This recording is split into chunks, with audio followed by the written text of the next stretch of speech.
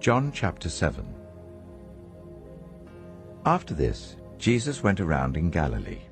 He did not want to go about in Judea, because the Jewish leaders there were looking for a way to kill him. But when the Jewish festival of Tabernacles was near, Jesus' brothers said to him, "Leave Galilee and go to Judea, so that your disciples there may see the works you do. No one who wants to become a public figure acts in secret. Since you are doing these things, show yourself to the world." For even his own brothers didn't believe in him.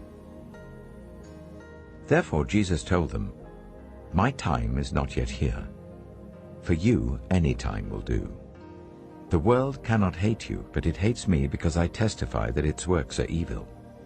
You go to the festival. I'm not going up to this festival because my time is not yet fully come." After he had said this, he stayed in Galilee.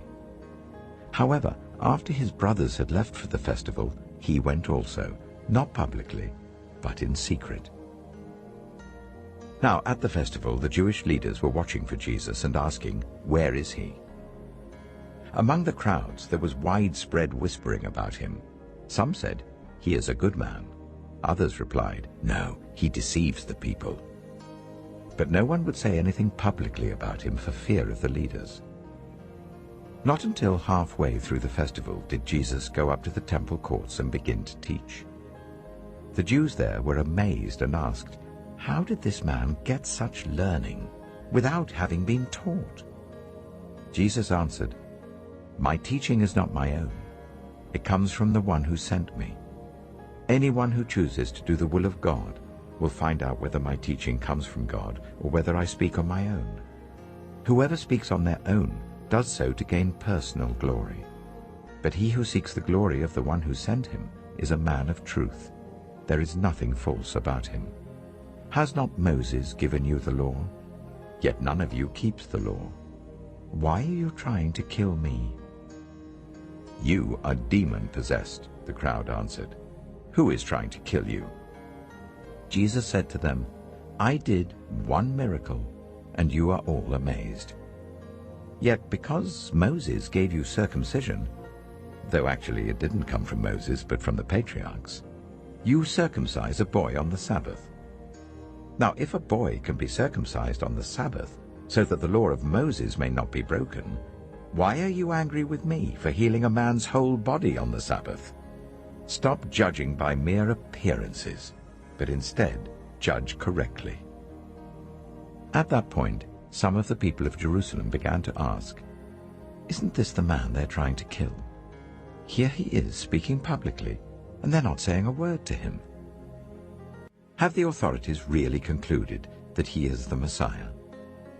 But we know where this man is from. When the Messiah comes, no one will know where he is from."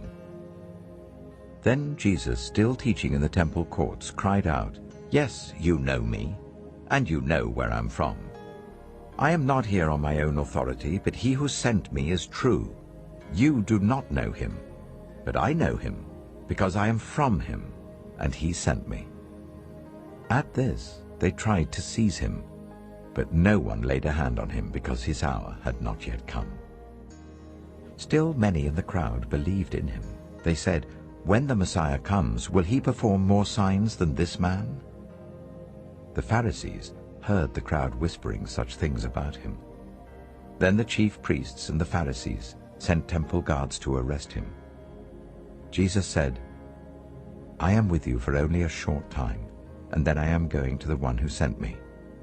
You will look for me, but you will not find me. And where I am, you cannot come." The Jews said to one another, "Where does this man intend to go that we cannot find him? Will he go where our people live scattered among the Greeks and teach the Greeks? What did he mean when he said, 'You will look for me, but you will not find me'? And where I am, you cannot come?"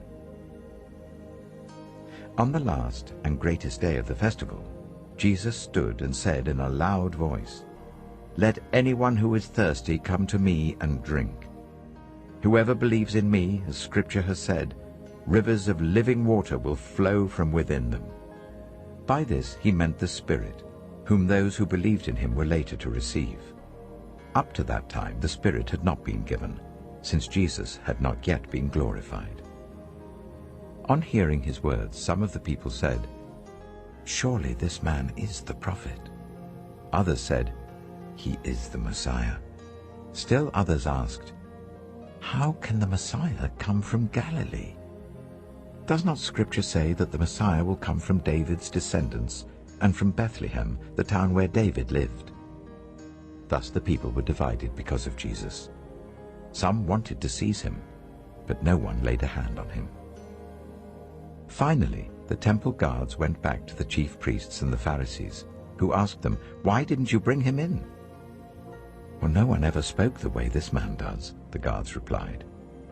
"You mean he has deceived you also?" the Pharisees retorted. "Have any of the rulers or of the Pharisees believed in him? No. But this mob that knows nothing of the law, there is a curse on them." Nicodemus, who had gone to Jesus earlier and who was one of their own number, asked, "Does our law condemn a man without first hearing him to find out what he's been doing?" They replied, "Are you from Galilee too? Look into it, and you will find that a prophet does not come out of Galilee."